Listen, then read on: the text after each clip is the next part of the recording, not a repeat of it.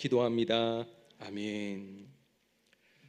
하나님의 말씀을 함께 보도록 하겠습니다. 신약 성경 고린도 후서 1장 말씀입니다. 고린도서 1장 8절에서 11절까지입니다.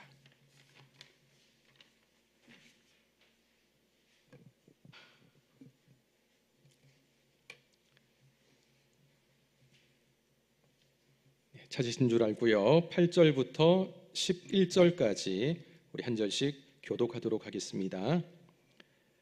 형제들아, 우리가 아시아에서 당한 환난을 너희가 모르기를 원하지 아니하노니 힘에 겹도록 심한 고난을 당하여 살 소망까지 끊어지고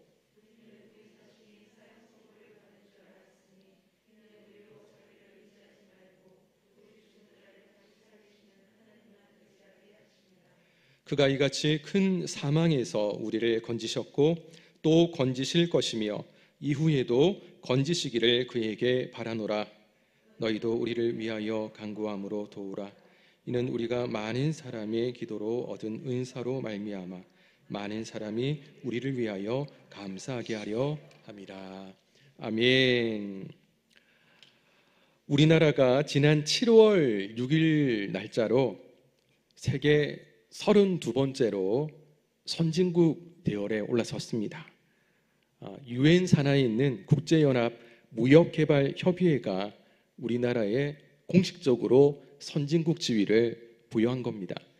몇 년 전부터 계속 우리나라가 선진국에 들어섰다 이런 얘기는 많았는데 이제 공식적으로 이제 이 이야기가 나온 거죠. 대단하지 않습니까? 개발도상국가에서 선진국에 들어간 나라가 한 나라도 없었는데 우리나라가 최초라고 합니다. 이미 2019년도에는 3050 클럽이라는 바로 그 클럽에 우리나라가 가입하기도 했습니다. 1인당 국민소득 $30,000 이상, 그리고 인구 5천만 명 이상의 국가에 허락하는 그런 용어인데요. 한 국가가 아주 수준 높은 국가 경쟁력을 갖추기 위해서는 국민 경제 규모의 기준이 된다고 할 수 있는 1인당 국민소득과 함께 이 적정선의 인구 경쟁력도 있어야 되는 거죠. 근데 보통 인구가 많다 보면 국민소득이 낮은 그런 나라가 많고요. 또 국민소득이 높으면 인구가 작기 때문에 이 두 가지 조건 3050을 만족하는 나라가 많지 않습니다. 실제로 지금까지 이 3050 클럽에 가입된 나라가 딱 7개밖에 없습니다. 그래서 일본, 미국, 영국, 독일, 프랑스, 이탈리아, 그 다음이 우리나라거든요. 근데 우리는 참 대단하죠. 이 작은 땅 가운데 하나님께서 어떻게 쓰시려고 보이지도 않는 조그만 이 땅 가운데 하나님께서 이런 엄청난 일을 하는지 너무 감사하기만 합니다. 그리고 언제부턴가 이 K-팝을 시작으로 K-드라마, K-무비, K-뷰티, K-푸드, 또 한때 K-방역 뭐 이렇게 하면서 우리나라가 참 대단하게 세상 가운데 알려지고 있고 지금도 알려지고 있고 어떻게 이런 일이 생길 수 있을까, 그런 세계적인 주목의 대상인 나라가 되고 있다라는 사실입니다. 긍지도 있고 자부심도 있고 대한민국 국민이라는 것이 굉장히 자랑스럽죠. 우리나라가 이렇게 대단한 나라가 되고 있지만 또 어두운 부분도 분명히 존재합니다. OECD 국제경제협력개발기구에서 불명예스러운 1위에 해당되는 것이 제법 많이 있는데요. 그 중에 하나가 자살률 1위인 국가입니다. 이거는 한 10몇 년째 계속 우리나라가 1위를 하고 있고요. 우울증 발생국 1위입니다. 이혼율 1위, 저출산율 1위. 이 나라가 발전하고 있고 그 어느 때보다 잘 사는 나라가 되었는데 삶의 만족을 못하는 사람들이 늘어가고 있다는 증거죠. 그러다 보면 우울증에 빠지고 이 우울증을 빨리 치료하지 못하면 결국 자살의 어려움 속에 빠지게 되는 겁니다. 특히 노인 자살률이 계속 증가하는 것도 문제죠. 삶의 소망을 잃어버렸을 때 발생하는 문제입니다. 놀랍게 이혼율이 1위라는 것. 연간 혼인 건수가요, 작년 대비 올해까지 한 1년 연간 21만 건 정도의 혼인이 이루어지는데 이혼율이 연간 11만 건이라고 합니다. 그러니까 두 쌍이 결혼하면 한 쌍은 이혼한다는 거죠. 쉽게 결혼하고 쉽게 이혼을 합니다.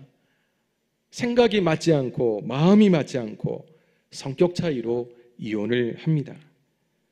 옛날에는 자녀 때문에라도 우리 부모님 세대는 조심했는데 이제는 문제가 없이 그냥 자녀 있어도 이혼을 합니다. 오랫동안 의리로 살아왔는데 이제는 못 참겠다 하면서 황혼 이혼들도 늘어나고 있습니다. 10쌍 중 3건 이상은 황혼 이혼이라고 합니다. 배우자에 대한 기대와 소망도 사라지고 있다는 사실이죠.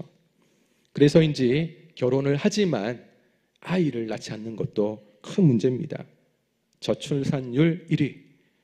출산율이 보통 한 나라가 유지되기 위해서는 2.1명, 한 가정당 한 2명은 놓아야 되는데, 그런데 우리나라 출산율은 0.84%입니다. 한 명 채 낳지 않는 그런 나라. 심각한 것은 이게 계속 길어질수록 대한민국의 유지가 어떻게 될까 걱정될 수밖에 없는 거죠. 젊은 사람들은 예전부터 우리나라에 소망이 없다 이렇게 말한 지가 오래되었습니다. 그래서 젊은이들은 시대마다 이 시대는 이런 세대다 말들을 많이 했죠. 그래서 2011년도에 삼포 세대 이런 얘기가 한창 나왔습니다. 기억하십니까?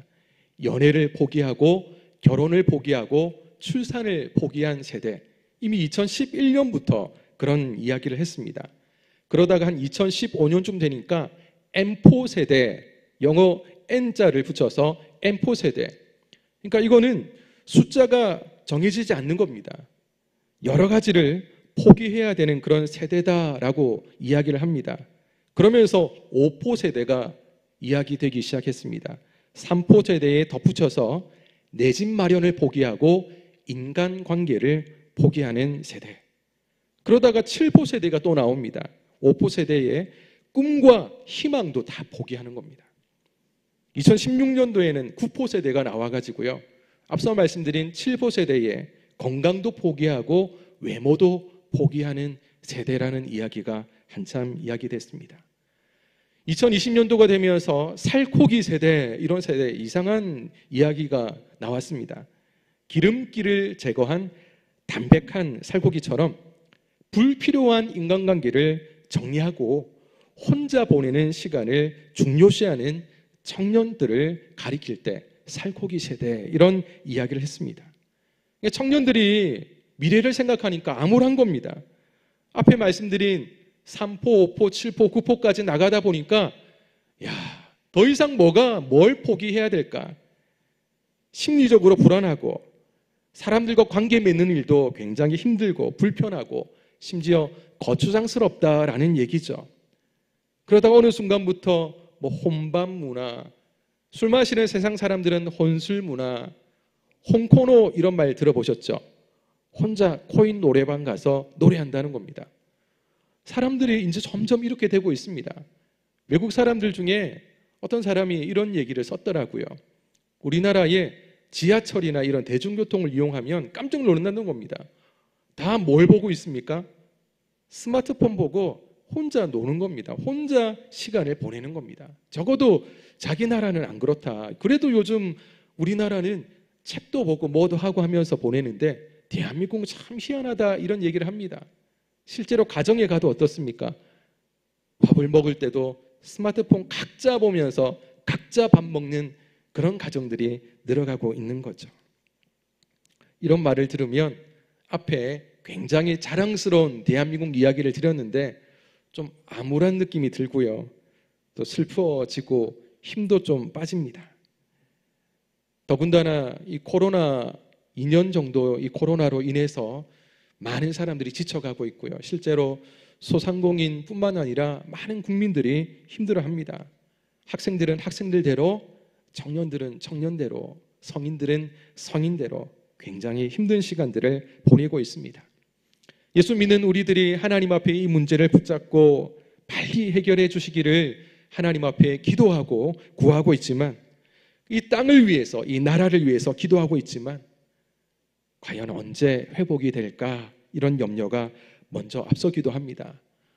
그런 생각이 들 때면 정말 소망이라는 것이 이 땅에 존재하는가, 사라진 것은 아닐까라고 많은 사람들이 염려할 수 있지만 여러분, 절대 그렇지 않습니다. 여전히 소망은 존재합니다. 단지 많은 사람들이 숨겨진 소망을 발견하지 못해서 절망에 빠질 뿐이지, 이 소망을 발견하면 소망은 있구나라고 말할 수밖에 없는 거죠. 그래서 하나님의 백성인 우리가 중요합니다.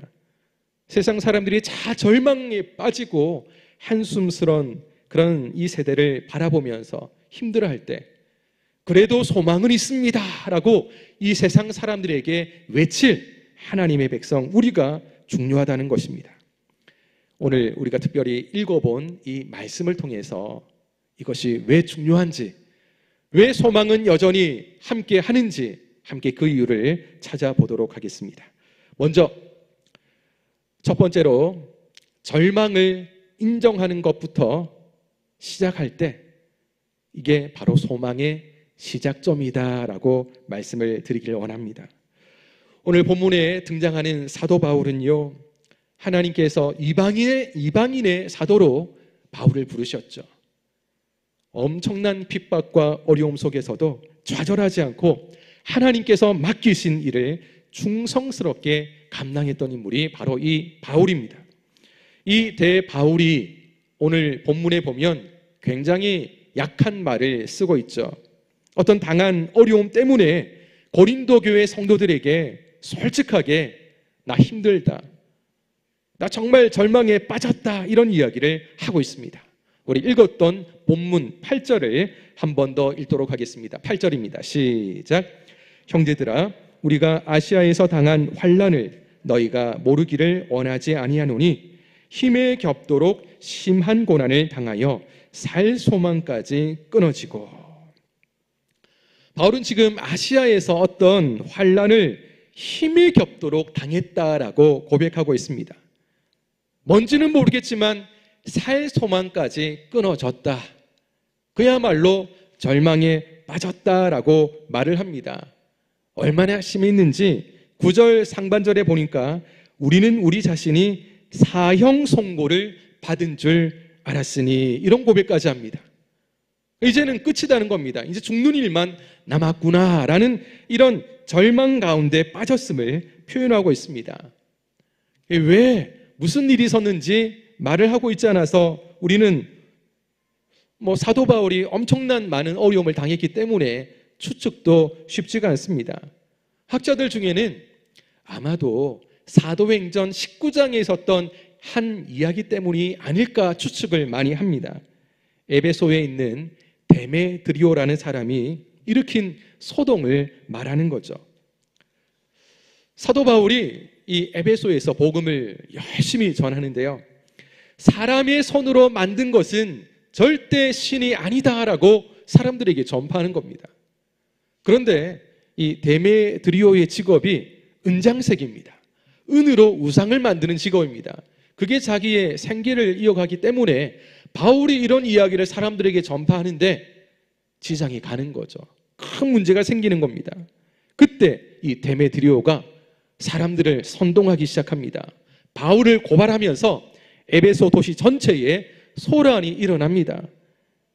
쉽게 말해서 바울은 물러가라, 이런 데모가 일어났다는 겁니다.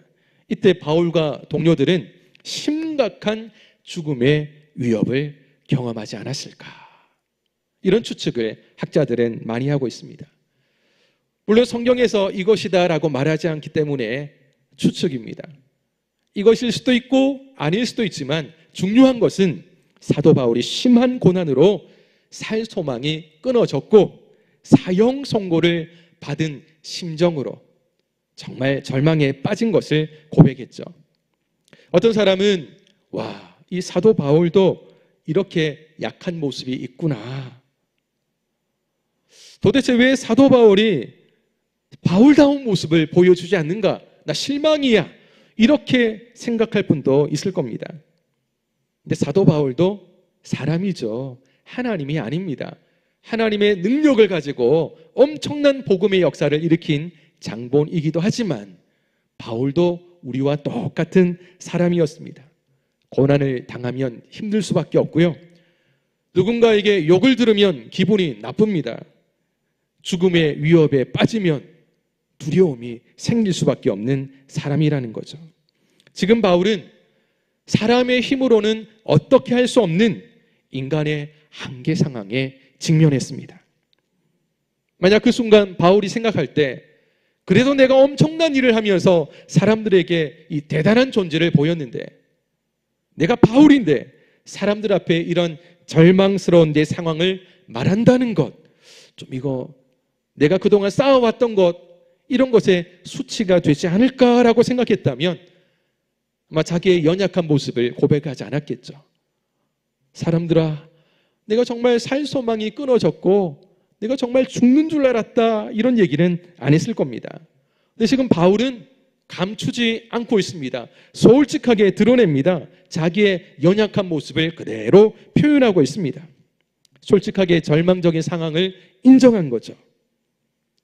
우리가 몸이 아플 때 아프다고 해야 됩니다. 그래야 고칠 수 있는 거죠. 어려움을 당했다면 누군가에게는 그 어려움을 당한 내 모습을 보여야 누가 그것을 알고 도와주기라도 하고 문제를 해결할 수 있는 길이 열리게 되는 것입니다. 하나님의 백성도요, 힘든 일을 당합니다. 하나님의 백성도 절망에 빠질 때가 있습니다. 만약 우리가 이것을 인정하지 않고 내 힘으로, 내 스스로 이 문제를 해결해 보려고 해보십시오. 안 됩니다. 안 되는 것은 안 된다는 것, 나에게도 한계가 있다는 것을 인정할 때에 이게 경제적인 한계인지, 건강에 관한 문제인지, 가족에 관한 문제이든지 내 힘으로는 해결할 수 없는 어떤 한계 상황에 다다르면 이것을 인정하게 될 때에 비로소 그 다음이 이어진다는 것입니다. 인정하고 났더니 그 뒤에 내가 인정하지 않을 때 보이지 않았던 것들이 보이기 시작합니다. 무엇을 어떻게 해야 되는지 길이 열리는 소망의 시작점이 바로 나의 한계, 나의 문제를, 나의 절망을 인정하는 순간부터 그 뒤에 펼쳐진다는 사실입니다. 오늘 우리 본문 9절 말씀을 같이 읽어보겠습니다. 시작. 우리는 우리 자신이 사형 선고를 받은 줄 알았으니 이는 우리로 자기를 의지하지 말고 오직 죽은 자를 다시 살리시는 하나님만 의지하게 하심이라. 아멘. 오늘 우리는 두 번째로 이 절망 중에 오직 하나님만을 의지하는 것이 참된 소망이다라는 것을 발견하게 되어집니다. 솔직하게 인정했더니, 나의 상황, 내 형편을 인정했더니 그 후에 바울이 무엇을 어떻게 해야 될지를 깨닫게 되었습니다. 그것은 나 자신을 의지하지 말고 오직 하나님만을 의지하라 라고 하는 하나님의 뜻, 비로소 소망이 열리게 된 것입니다. 우리가 겪는 고난은요, 나를 내려놓고 하나님만 의지하게 만드는 하나님의 특별한 은혜의 훈련 코스임을 믿으시기를 바랍니다. 이 고난의 때라는 것, 이것은 하나님만을 절대적으로 의지할 때입니다. 죽은 자도 다시 살리시는 우리 하나님, 그 하나님의 무한하신 그 능력, 그 위대한 능력을 경험할 수 있는 특별한 은혜의 때임을 우리는 기억해야 된다는 겁니다. 사도 바울은 절망 중에 하나님을 생각했습니다. 하나님이 어떤 분인지를 가만히 돌아봅니다. 그러면서 깨달은 게 뭡니까? 과거의 하나님이 내가 힘들고 어려운 순간에 나를 도와주신 것을 경험한 것, 바로 그것을 생각해냅니다. 그 하나님은 지금도 나를 도와주실 것이고 그 하나님은 앞으로도 나를 도와주실 것이다 라는 것을 깨닫게 된 겁니다. 그것이 바로 10절의 바울의 고백입니다. 10절 말씀 같이 읽도록 하겠습니다. 시작. 그가 이같이 큰 사망에서 우리를 건지셨고 또 건지실 것이며 이후에도 건지시기를 그에게 바라노라. 아멘. 10절을 가만히 한번 보십시오.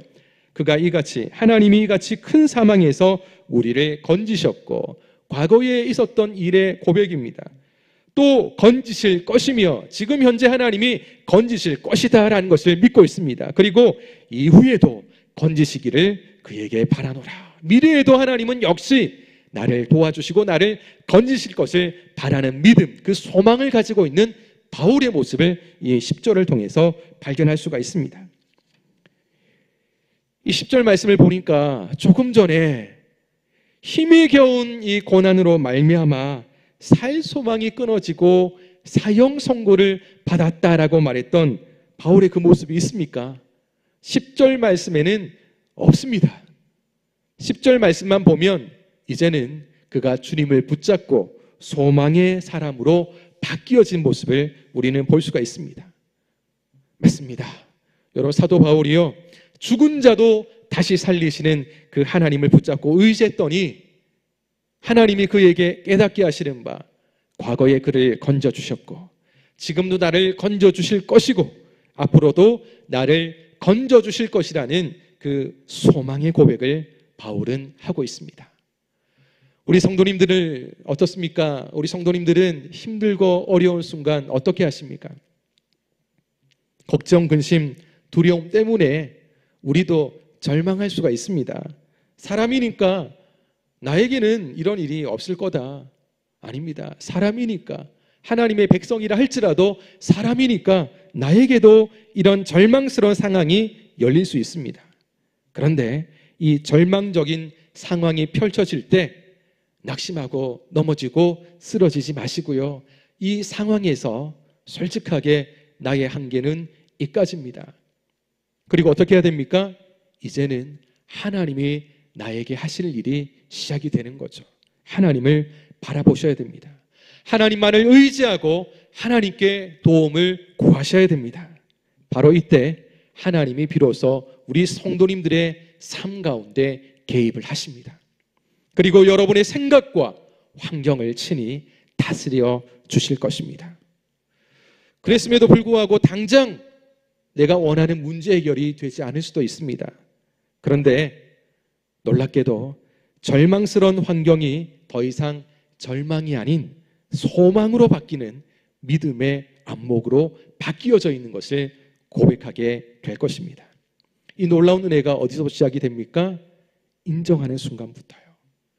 하나님 앞에 내가 어떤 존재인가를 깨닫고 절망스러운 상황, 이 한계를 인정하게 될 때, 그랬더니 그 뒤에 펼쳐주시는, 이것이 하나님만 믿고 하나님만 바라보고 하나님만 의지해야 되는 것이구나 라는 것을 그 뒤에 하나님이 깨닫게 하시면 놀랍게 믿음의 역사가 내 상황 속에서 펼쳐진다라는 사실입니다. 이제 우리는 마지막 세 번째로, 절망 중에서 기도의 동력자가 있다면 소망이 있는 사람인 것을 우리는 발견하게 되었습니다. 사도 바울은 오늘 본문에서 편지를 주고받는 이 고린도 교회 성도들에게 자신을 위해서 기도해 달라 요청하고 있습니다. 우리 읽었던 마지막 본문 말씀 11절 우리 같이 읽도록 하겠습니다. 시작. 너희도 우리를 위하여 간구함으로 도우라. 이는 우리가 많은 사람의 기도로 얻은 은사로 말미암아 많은 사람이 우리를 위하여 감사하게 하려 함이라. 아멘. 우리가 한 번씩 생각할 때 하나님만을 의지한다라는 것은 사람의 도움은 전혀 받지 않는 것이 아닐까라고 생각할 수 있습니다. 그런데 아닙니다. 하나님만을 의지할 때 하나님만이 개입하셔서 하나님께서 직접적으로 모든 일들을 해결해 줄 수도 있지만, 하나님이 하시는 그 일의 방법들을 보면 사람을 우리에게 보내셔서 사람이 우리를 도와주기도 하고 사람이 우리의 문제를 해결해 주는 역할을 하게끔 만들기도 합니다.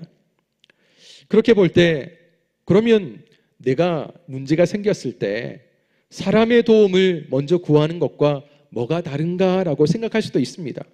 사람이 도와줘서 해결받는다면 처음부터 사람의 도움을 내가 요청하면 되는 것 아닌가라고 할 수 있지만, 쉽게 우리 성도님들이 이해하시겠지만, 여러분, 우리가 하나님 의지하지 않고 먼저 사람 바라보는 것, 그것은 하나님께서 원하시는 것이 아니죠. 우리가 하나님을 바라보았더니 하나님이 문제를 해결하기 위해서 사람을 보내시는 겁니다. 문제의 해결을 위해서 하나님께서 우리를 돕는 사람으로 누군가를 우리에게 보내신다라는 것입니다. 바로 이것입니다. 그래서 우리가 믿음의 공동체에 속해 있다는 것이 왜 중요한가라는 것을 알 수가 있습니다. 오늘 함께 모이신, 또 함께 예배하시는 우리 성도님들은 정관운하교회라는 믿음의 공동체 가운데, 그 가운데 내가 속해 있다는 것이 굉장히 감사한 일입니다. 그리고 우리 정관운하교회 가운데서도 셀 가운데 속해 있다는 것이 굉장히 행복한 거죠. 우리 성도님들이, 또 셀 모임 지체들이 굉장히 소중한 분들입니다. 왜냐하면 하나님께서 나를 위해서 붙여준 한 분 한 분 정말 소중한 존재들임을 믿으시기를 바랍니다. 그런 의미에서 옆에 있는 분들은 정말 함부로 해서는 안 됩니다. 믿음의 연수를 떠나서, 또 나이의 어떤 상황을 떠나서 하나님이 나에게 붙여주신 소중한 사람이라는 것을 인정하셔야 됩니다. 우리 그런 의미에서 우리 옆에 있는 분들 한번 바라보시면서 한번 이렇게 이야기하면 좋을 것 같습니다. 한번 보시면서 이렇게 이야기하겠습니다. 우리가 남이가. 한 번 더 이렇게 얘기합시다. 혹시 천사가 아닙니까? 예, 절대 우리는 남이 아니죠, 그죠?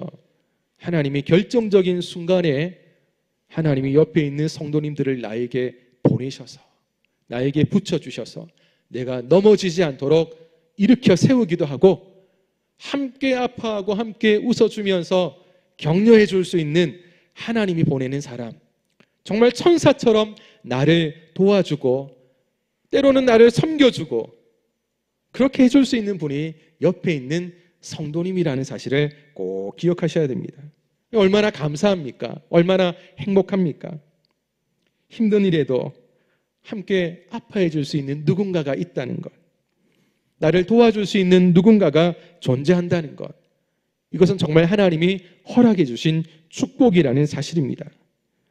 그런 의미에서 우리 옆에 있는 성도님들은요, 우리가 평생 주님 앞에 가는 그 시간까지 나의 좋은 믿음의 동력자다라는 것을 잊으시면 안 됩니다.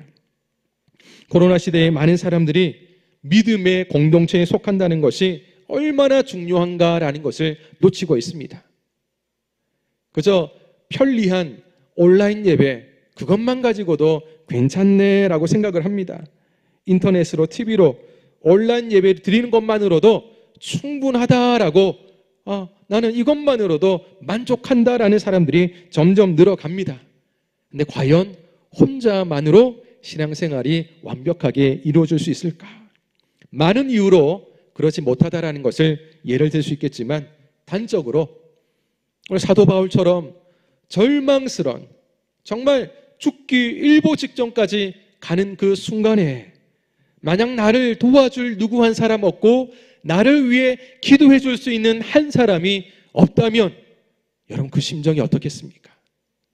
그래도 혼자 믿음 생활을 한다는 것, 편리하고 때로는 남이 나를 부담스럽게 만들지 않고 나도 또 부담스러워하지 않는 그게 좋을 수도 있지만, 정말 힘들고 어려운 이 상황에서 나와 함께 할 수 있는 누군가가 없다는 것, 이것이야말로 너무너무 안타까운 일 아니겠습니까? 오늘 대사도인 바울을 보십시오. 환난에 빠져서 너무나 절망스러웠고 자신의 그 상황을 정말 남에게 말한다는 것이 쉽지 않았을 거지만 솔직하게 인정합니다. 그 뒤에 하나님께서 깨닫게 하시는 바, 하나님만을 바라보고 의지하게 만드는 하나님의 뜻임을, 그 속의 소망을 깨닫게 되었죠.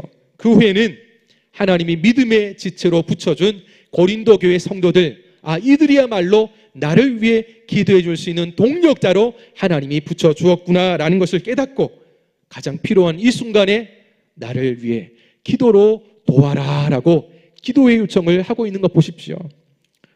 이들이 기도 안 하면 바울이 사역을 못 하겠습니까? 그러나 정말 필요한 이 순간에 바울은 당당하게 요청을 합니다. 나를 위해 기도로 도와라.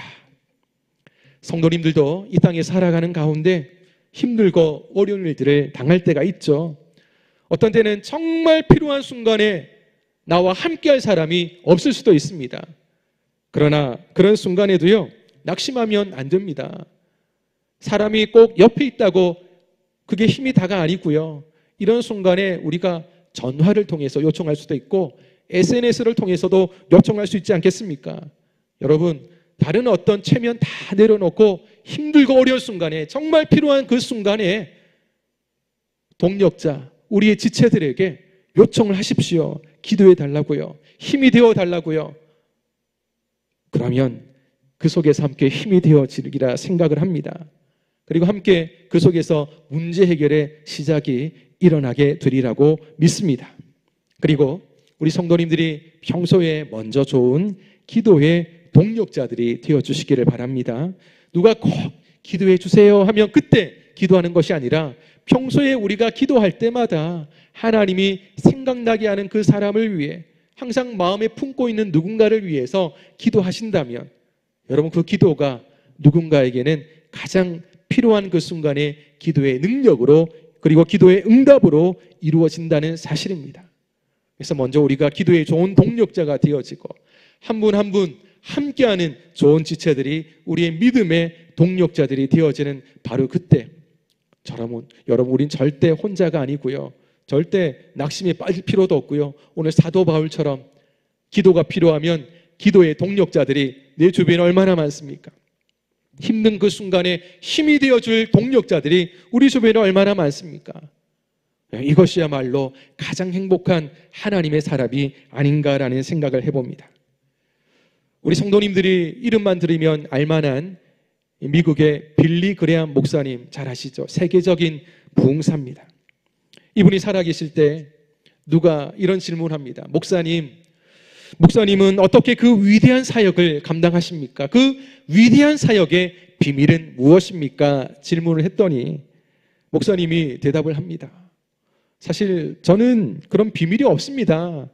근데 있다면 1만 5천 명의 성도들이 하루도 빠지지 않고 저를 위해서 기도하고 있는 것입니다 라고 대답을 하셨다고 합니다. 우리 정관운학의 성도님들은요, 담임 목사님을 위해 늘 기도하고 계시리라 믿습니다. 목회자의 승리는 성도의 기도로 이루어집니다. 하나님의 위대한 역사에는 반드시 성도님들의 기도의 지원이 있었다는 것을 기억하십시오. 성도가 담임 목사님을 위해서 기도하는 교회, 그 교회는 소망이 있는 줄로 믿습니다. 우리 목사님을 위해서 늘 기도해 주십시오. 생각이 날 때마다 내가 나 자신을 위해서 기도하는 것만큼이나 우리 목사님, 담임 목사님을 위해서 기도하신다면, 여러분, 사탄은요, 우리 성도님들 한 사람 한 사람 다 쓰러뜨리고 넘어뜨리려고 길을 쓰겠지만 가장 크게 어떤 분을 방해하겠습니까? 담임 목사님이죠. 한 교회에 하나님께서 대표자로, 하나님이 보낸 사람으로 위임하신 우리 담임 목사님을 흔들고 담임 목사님 넘어지면 성도들은 도미노처럼 우르르 넘어질 수밖에 없는 겁니다. 담임 목사님을 위해서 불철주야 기도해 주시기 바랍니다. 그러면 하나님께서 우리 담임 목사님에게 힘과 능력을 주시고 감당할 수 있는 모든 것으로 하나님께서 기뻐하는 목회, 목양 사역을 감당하시면서 우리 정관운하교회를 위해서 정말 수고하시고 하나님의 기쁨이 되는 그런 우리 담임 목사님이 될 줄로 믿습니다. 그리고 성도들이 서로를 위해서 기도하는 그 교회 역시 소망이 있는 교회인 줄로 믿습니다. 나 자신만을 위해서, 우리 가정만을 위해서 기도하는 그런 성도님들이 아니라 나를 위해서, 가정을 위해서 기도하는 것만큼이나 또 성도들을 위해서 서로 기도한다면, 여러분, 어떤 절망에서도 성도들이 서로가 힘이 되고 능력이 되어서 하나님의 도우심 속에 어떤 어려움이 빠진다 할지라도 한결같이 우리는 그래도 소망이 있습니다. 우리 교회는 그래도 소망이 있습니다. 우리 성도님들은 그래도 소망이 있습니다. 절대 소망을 포기하지 않는 교회입니다라는 그런 고백을 할 줄로 믿습니다. 우리 정건하는 성도님들 모두는 담임 목사님을 위한 최고의 기도의 동력자들이 되시기를 주님의 이름으로 축복합니다. 그리고 성도님들 모두 다 서로를 위해서 기도하는 아름다운 기도의 동력자들이 되시기를 주님의 이름으로 축복합니다. 이런 놀라운 소망을 품고 함께 믿음의 경주를 완주하여 하나님 나라에서 함께 할 수 있는 그때가 반드시 올 겁니다. 그때가 되기까지 함께 가시고 함께 밀어주시고 함께 끌어주시고 함께 당겨주시고 함께 일으켜 세워주시고 함께 믿음 안에서 이 귀한 신앙의 길을 걸어가는 좋은 믿음의 동력자들이 되시고 함께 소망을 품고 가시는 우리 성과 누나의 성도님들 되시기를 주님의 이름으로 한 번 더 축원드립니다. 우리 함께 찬양 드립니다.